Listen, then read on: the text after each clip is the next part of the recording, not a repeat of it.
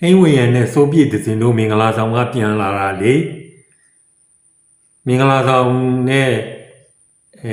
ညစာစားပွဲတွဲပြီးလုပ်တာပေါ့လေချက်တီယန်ဟိုတယ်မှာညနေပိုင်းလုပ်တဲ့ပွဲပါ။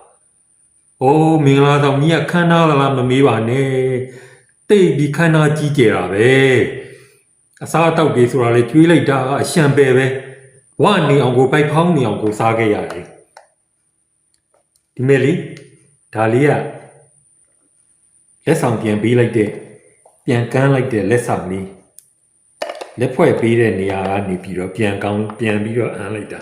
ငယ်စဉ်နဲ့ယွန်ဘူးလေးဘာပါမလဲမသိဘူးယွန်ဘူးထဲမှာမကြည့်ရသေးဘူးဖောက်ကြည့်ရအောင်မယ်ရင်ခုန်စရာပဲစိတ်ဝင်စားစရာပဲဘာများပါလဲမသိဘူးကြည့်လိုက်အောင်မယ်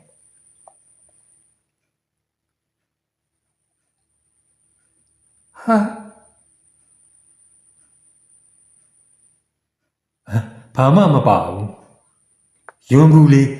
ဘူးလေးပါပဲချစ်စရာလေးနော်ချစ်စရာလေးယွန်ဘူးလေးဟင်းဝင်ရနဲ့စိုးပြည့်စီမင်္ဂလာဆောင်ကရတဲ့